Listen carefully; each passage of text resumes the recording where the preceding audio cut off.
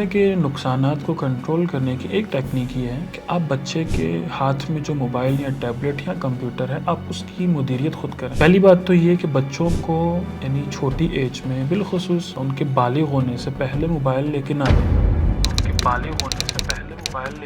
Parents سوال کرتے ہیں کہ کس ایج میں بچوں کو موبائل لے کے دیں، کس ایج میں بچوں کو ٹیبلٹ لے کے دیں۔ تو جتنا زیادہ آپ آگے ٹال سکتے ہیں، جتنے سال آگے لے کے جا سکتے ہیں، 10 سال، 12 سال، 14 سال، 15 سال، کوشش کریں کہ جتنا آگے کھینچ سکتے ہیں کھینچیں۔ اس سے پہلے اگر لے کے دیتے ہیں تو کیا نقصان ہوگا؟ فرض کریں آپ نے اس کو ٹیبلٹ یا موبائل لے کے دے دیا، اب وہ اس کی ملکیت میں آپ نے دے دیا، وہ کیسے یوز کرتا ہے، کیا دیکھتا ہے، کیا نہیں دیکھتا ہے، آپ جب اس کے اوپر کل کو سوال کریں گے بیٹا آپ کیا دیکھ رہے ہو، آپ کیا کر رہے ہو، وہ بولے گا میرا موبائل ہے یا میری ٹیبلٹ ہے، آپ کو کیا اس سے، آپ اپنا موبائل دیکھیں، آپ اپنے ٹیبلٹ پہ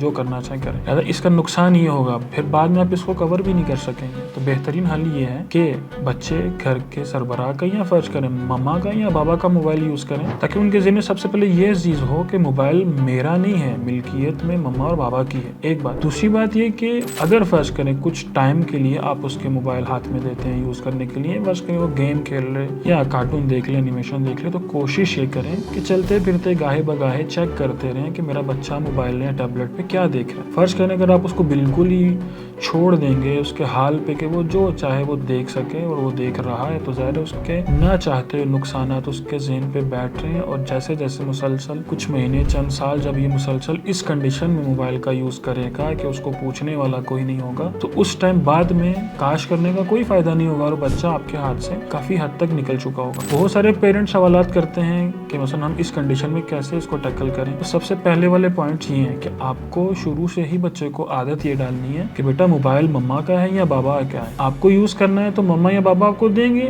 کچھ دیر کے لیے آپ گیم کھیلنا چاہو آپ گیم کھیل لو۔ اس طرح بچے کے ذہن سازی کریں تاکہ بچہ میڈیا کے استعمال کے جو نقصانات ہیں اس سے بچ سکے۔